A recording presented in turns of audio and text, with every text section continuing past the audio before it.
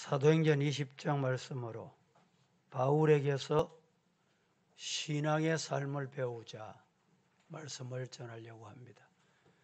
오늘은 2021년 12달 52주일 중에 마지막 주일입니다. 코로나 팬데믹으로 어려운 상황 속에서도 우리 교회가 예배가 중단되지 않고 52주일 예배 드릴 수 있게 하신 하나님께 영광을 돌려드리고, 그리고 예배에 수종드시고 예배에 참여하시고 하나님께 영광 돌리신 여러분에게 새해에는 하나님께서 영과 육이 강건하게 가정에, 자녀들에게, 삶에, 사업에 하나님의 신령한 복이 임하기를 주님 이름으로 축복합니다. 오늘 본문 사도행전 20장은 보면 바울에게서 중요한 것을 우리가 배워야 합니다. 바울에게서 뭘 배워야 할까요? 오늘 20장에 보면 바울에게 있어서 위험한 것, 그리고 오늘 본문에 표현한 대로 여러 가지 도전, 드디어는 최후의 죽음, 이게 문제되지 않았다, 두려워하지 않았다, 죽는 거 겁 안 냈다, 이 말입니다. 그게 진짜 신앙입니다. 어떻게 바울이 그렇게 용감할 수 있었을까? 오늘과 같이 우리가 마음 놓고 복음 전하고 기도하고 예배드리고 이렇게 할 수 있는 여건과 시간, 환경이 그렇지를 못했습니다. 그럼에도 불구하고 바울이 하나님께서 그에게 은혜를 주셔서 하나님을 만난 이후 순간, 하나님 만난 이후 순간 그는 자그마치 15년 동안 전도 여행을 다녔습니다. 15년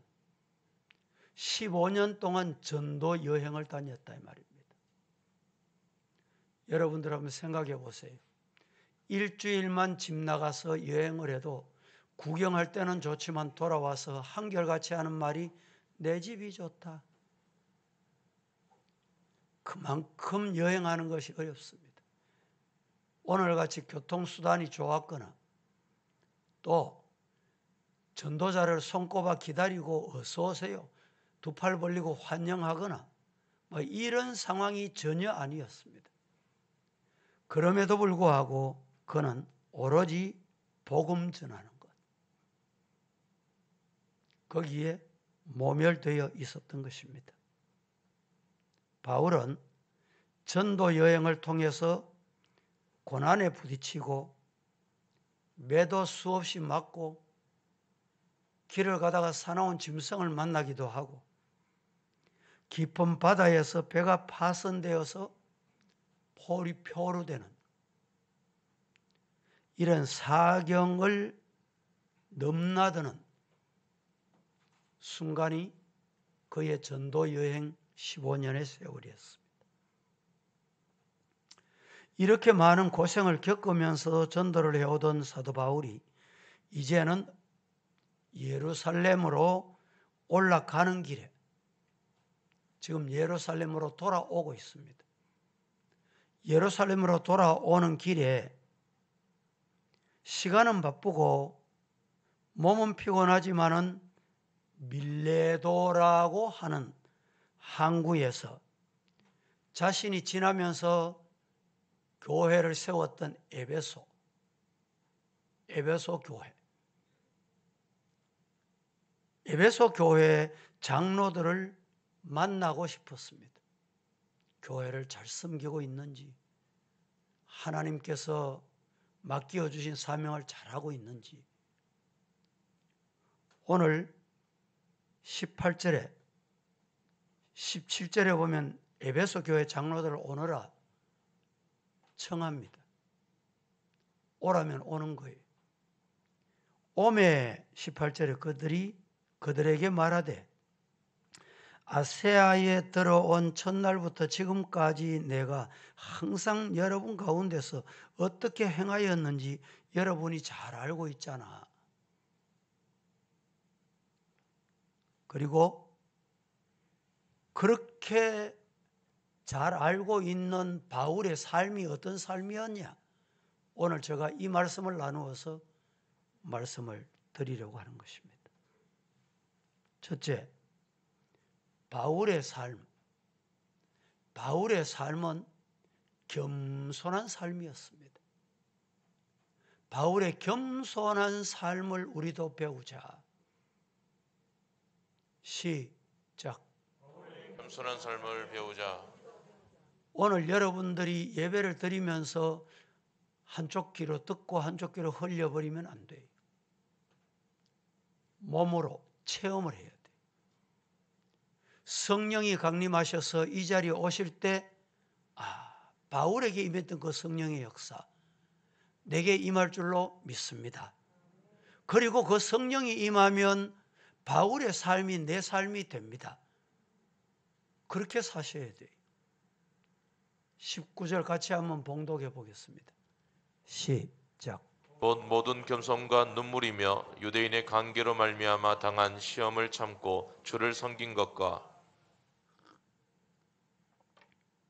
모든 겸손을 신앙에 모두 압축한 거예요.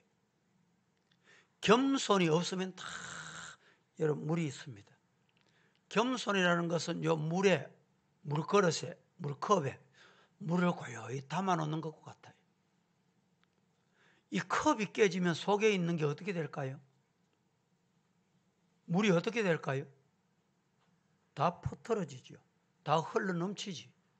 금방 가보세요. 컵에 금방 가도 물이 흘러내립니다. 겸손은 신앙의 최고의 미덕이다. 어거스틴에게 제자들에게 물었습니다. 신앙생활 첫 번째 꼽으라면 뭘까요? 겸손이지. 두 번째 그럼 신앙의 두 번째 순위는 뭘까요?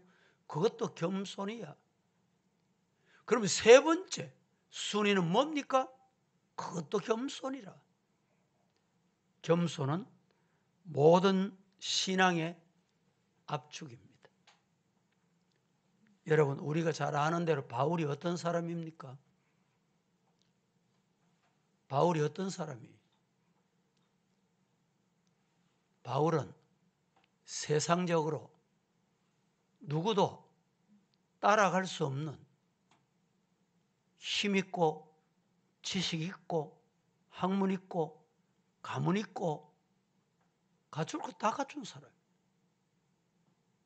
가문이 좋은데 학문이 없는 사람. 가문은 괜찮은데 인격이 좀 이상한 사람. 이런 사람 있잖아요. 배우긴 배웠는데 지식은 있는데 인격이 좀 안 맞아. 이런 분 있습니다. 보면. 생긴 건 괜찮게 생겼는데 생긴 것하고 전혀 다르게 행동하는 사람이 있어요. 바울은 다 갖추었던 사람입니다. 하나님의 선민 히브리 민족이었습니다. 그 중에서도 가장 양반 가문이라고 하는 베냐민 지파 사람입니다. 그는 시골 사람이 아니고 어디 사람이었습니까? 어디 사람이었어요? 길리기아 다소의 사람이었어요. 미국 사람들이 뭐 인권, 인종차별 없다 이런데 사실은 미국은 인종차별이 참 많습니다. 과거에는 뭐 로마 시민권만 가지면 다 되는 줄 알았고 성경 시대에는 유대인이면 다 되는 줄 알았고 20세기 지금 시대 21세기는 미국 시민권 가지면 어느 누구도 손타치 못해. 최근에 북한에서 949일 억류됐다가 풀려난 우리 한국분이 한 분 계십니다. 기억하십니까? 임현수라는 목사님이에요. 이 목사님이 본인이 하시는 말씀이 내가 한국 시민권 국적만 가지고 있었다면 죽었습니다. 못 나옵니다. 억류에서 노동 명령을 받고 인간 대접을 못 받고 그렇게 살면서도 건강하게 살아나올 수 있었던 것은 미국, 캐나다 국적을 가지고 있었기 때문에 시민권을 가지고 있기 때문에 살았다는 거예요. 하나님이 그 시민권을 주셨기 때문에 내가 이렇게 살아있다는 거예요. 최근에 한국에 오셔서 이분이 간증을 많이 다니고 저도 그분의 간증을 직접 들어봤습니다. 지금은 미국 시민권 이러면 뭐 북쪽에도 손을 못 대요. 한 사람 죽었잖아요. 젊은 청년이 갔다가 세계가 난리 났잖아요. 가말리엘 길리기아 다소에서 그가 공부를 했는데 그 당시 철학자, 아무나 철학자로 인정하지 않습니다. 요사이 보면 이제 이 음악 하시는 분들이 주로 유학을 어디로 가냐? 저 유럽으로 갑니다. 근데 최근에는 시세가 바뀌었어요. 유럽으로 잘 안 가요. 왜? 유럽은 학비가 좀 싸고 공부하기가 좋고 유명인에게 사사를 받을 수 있다. 그래 갔는데 최근에는 유럽에는 제 아무리 공부를 해도 학위를 안 줍니다. 학위를 못 받아요. 그래서 미국으로 가자. 이 학위를 받기 위해서 미국으로 이 예술하는 음악하는 분들이 많이 갑니다. 미국이 얼마나 힘듭니까? 우리나라에서 대학원까지 다 마쳐요. 다 마치고 가도 그걸 인정 안 해줍니다. 새롭게 해야 돼요. 그러니까 미국 유학 가면 시간이 많이 걸리고 고생하지만 그 학위는 세계가 인정하는 학위예요. 그래서 미국으로 많이 가는 것입니다. 바울도 길리기아 다소에서 철학을 공부한 사람이에요. 그는 이스라엘의 가장 유명한 선생, 스승, 교수, 가말리엘 문화의 한마디로 말하면 수제자, 수석제자. 그가 바로 바울이었습니다. 또 원래는 이 사울이었을 때 바울이 바리새인 중에도 그냥 뭐 옆에서 덩달아서 바리새인 된 게 아니에요. 정통파 바리새인. 정통파 바리새인이었어요. 로마 시민권을 가지고 있었고 요사이는 우리가 뭐 대통령도 흉도 보고 뭐 국회의장 흉도 보고 하지만 그 당시 국회의장격에 해당되는 권력이 있는 국회의장격과 바로 대화가 되고 이런 격 높은 인물이 바로 바울이었습니다. 그래서 그의 이름이 원래 사울, 크다, 위대하다. 이름까지 위대했어요. 이름까지 큰 자였습니다.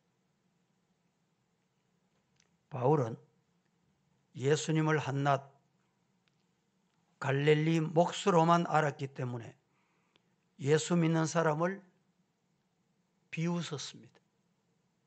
업신여겼습니다.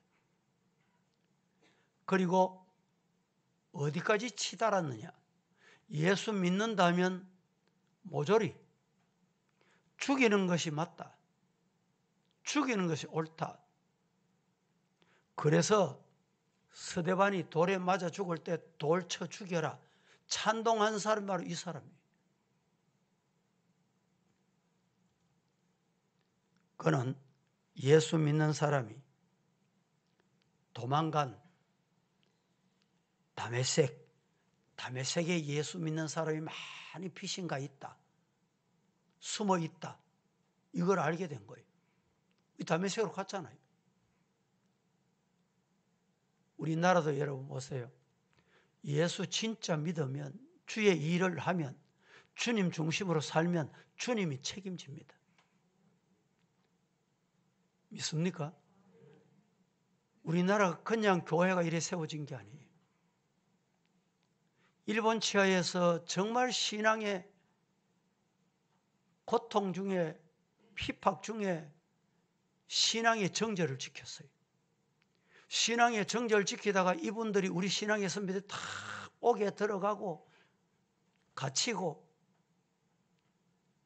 근데 8월 15일 해방이 됐잖아요. 8월 17일 이틀이 지나면, 8월 17일 이틀만 지나면 15일에서 16일, 17일, 17일이 되려면 무슨 날인지 아세요? 예수 믿는 사람, 옥에 갇힌 사람 사형시키는 날이에요. 모조리 다 죽이는 날이 이틀 후에. 여러분, 하나님께서 그 모습을 두고 보고 그냥 계시겠어요? 따라 하십시다. 하나님은 살아계신다. 그래서 하나님께서 이틀 전에 히로시마에 원자폭탄, 이 원자폭탄은 단 한 번도 써본 적이 없어요. 이 원자폭탄을 터뜨리면 어떻게 될지를 누구도 몰랐어요. 그런데 미군이 와서 히로시마에, 나가사키에 원자폭탄을 한 방을 터뜨리니까 두 손 들고 그들은 항복하게 된 것입니다. 하나님께서 이 다메섹에 숨어있고 신앙 정절 지키겠다고 있는 이 신앙인들을 죽이려고 지금 몽둥이를 들고 칼을 가지고 혈기등등해서 얼굴에 열이 올라서 눈이 벌겋고 말이죠. 내 앞에 나타나기만 해봐. 이런 모습으로 지금 사울이 가고 있는데 여러분 어떻게 됐습니까? 성경에 보면 따라 하십시다. 하늘에서 뭐가 들려왔어요? 하늘에서 하나님의 음성이 들려왔습니다. 뭐라고? 사울아, 사울아. 그때 사울이 주여, 주여, 도대체 누구십니까? 나를 부르시니 당신이 누구냐 이 말이죠. 그때 주님이 하신 말씀, 하나님이 하신 말씀이 있습니다. 나는 네가 핍박하는 뭐다? 예수다. 여러분 보세요. 지금 사울이 누구 죽이러 갑니까? 예수 믿는 사람 죽이러 가요. 예수 믿는 사람 핍박하러 가요. 예수 믿는 사람. 그런데 예수 믿는 사람 핍박하는 그 핍박이 예수님 핍박하는 거다 이 말입니다. 나는 네가 핍박하는 예수다.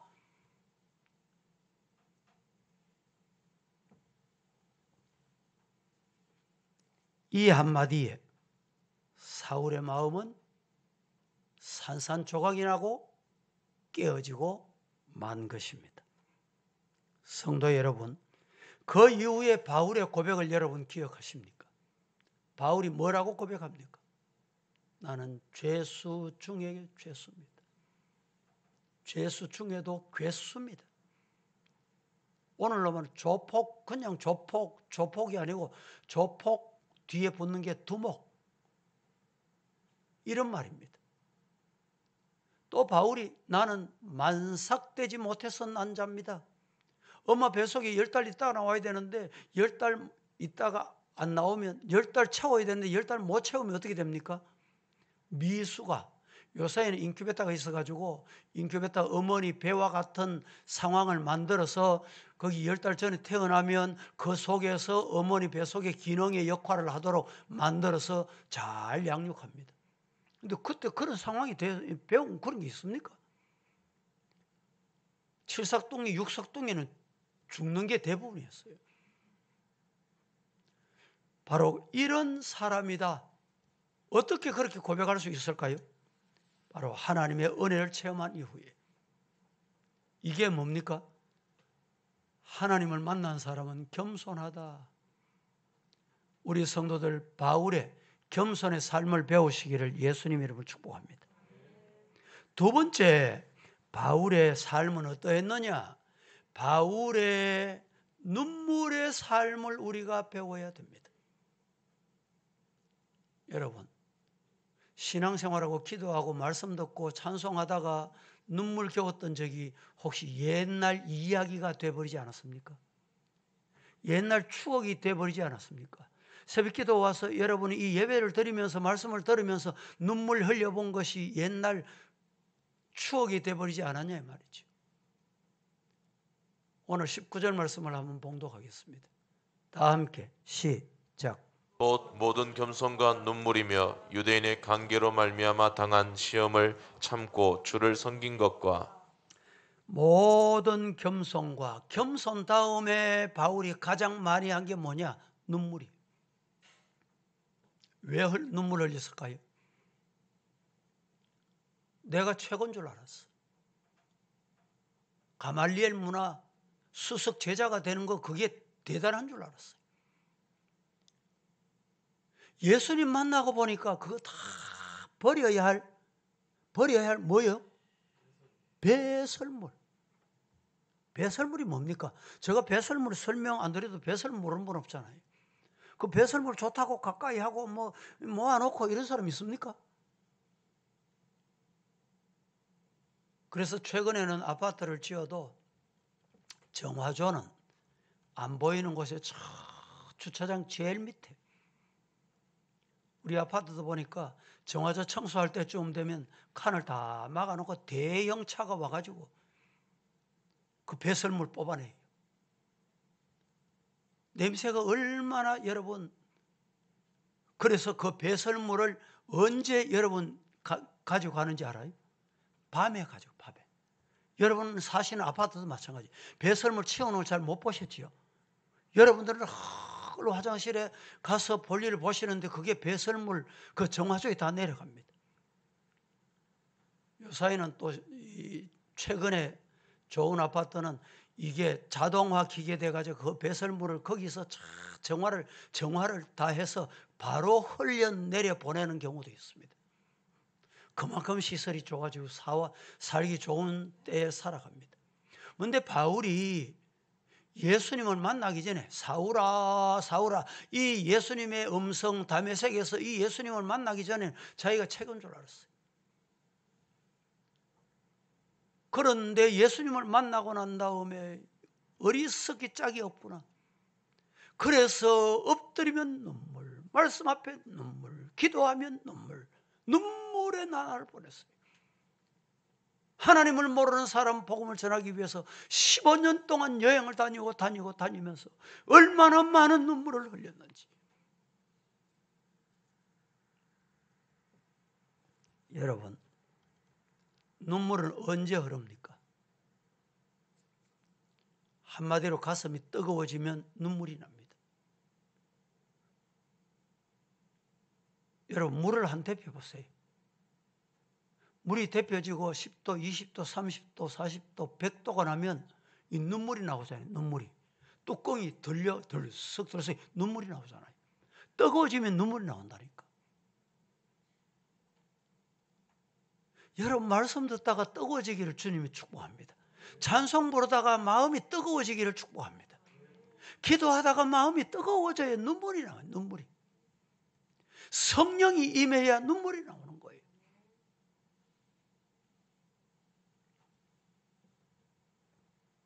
세 번째, 바울의 삶에서 우리가 배워야 될 게 뭐냐? 첫째는 겸손의 삶을 배우고, 둘째는 눈물의 삶을 배우고, 세 번째는 바울의 인내의 삶을 배우자. 여러분, 인내는 아무나 할 수 있는 게 아닙니다. 누구나 인내하는 게 아닙니다. 하나님의 은혜가 임해야 인내합니다. 여러분, 목회자가 인내하는 것도 아무나 인내하는 게 아니에요. 하나님의 은혜가 임해야 인내가 돼요. 하나님의 은혜가 잠시 떠나보세요. 속 있게 나옵니다. 목회자 사람이 속 있게 나와요. 여기까지 막 올라와. 하나님의 은혜에서 또 꾹 누릅니다. 하나님의 은혜가 또 내려가요. 19절을 다시 한번 우리 합독하겠습니다. 19절 다 같이 시작. 모든 겸손과 눈물이며 유대인의 관계로 말미암아 당한 시험을 참고 주를 섬긴 것과 첫째는 겸손, 두 번째는 눈물. 유대인의 관계로 간사하고 아주 계략을 부리고 유대인들이 관계. 신앙생활하면 관계 생활하면 안 돼요.